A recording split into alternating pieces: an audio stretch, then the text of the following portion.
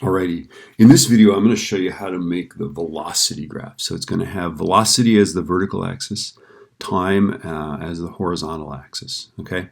Now to do this, I have to select time and velocity, but not select the position. So there's a trick to this. So let me just show you this trick. Okay. So I'm going to select time. Right. So I start in the middle of a cell and go down like that. Now just be careful. Notice what I did. Okay. Let's just do that again. You could, if you click in that cell and it's selected, be careful. Don't grab that. You don't want to drag that. You don't want to drag that. You want to drag from the middle of this cell, right? And just go down. And then select all that, right? Now, go back up here and we're going to select the velocities. Now to do this, I believe on the Chromebook, you're going to use a control drag, okay? On a Mac, you use a command drag, okay? So if you have a Mac, command key. If you have a Chromebook, you're going to hold the control key down for this whole drag. Okay, so I've got the command key down. You heard it getting pushed, right? And now I'm going to select this. Okay. And there we go. Okay, let up on the mouse, let up on the command key or the control key. Okay, so now I've selected that. So that's drag and then control drag, right? And then we do the same thing. Insert chart. Hopefully it'll choose the correct chart. Ooh, that is not the right chart. Okay, so let's do this. Let's go in there. Not a line chart. We don't want that. Nobody wants that. Scroll down and you want to make it a scatter graph, because what we're going to do is we're going to fit our best line through that. Okay, so again, pull this thing down, scroll all the way down, and you want it to be a scatter graph. Okay, all right, are we ready for this? And then let's go ahead and here, click on those three dots in there. So click on the graph. Those three dots will appear, right? So click on that. Three dots will appear. Click on the three dots. Move to own sheet. Notice that it's called chart 2. Okay. Let's move it to the right.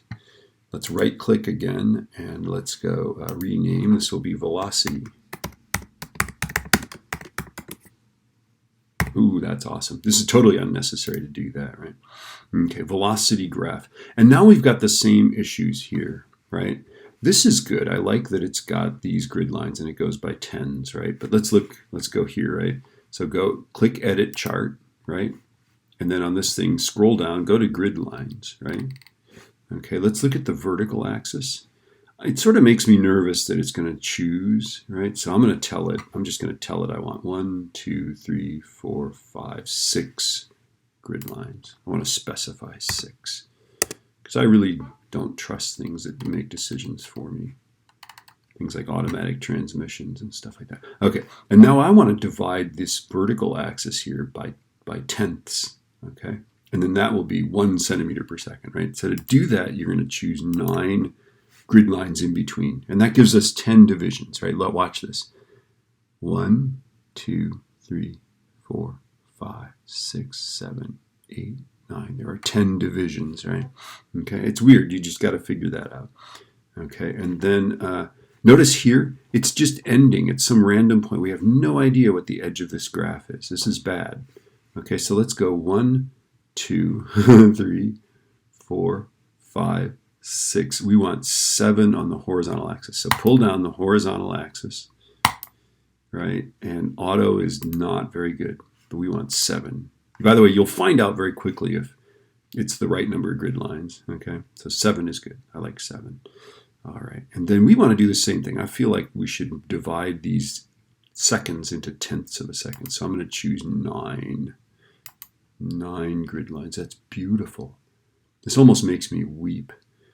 It's so pretty.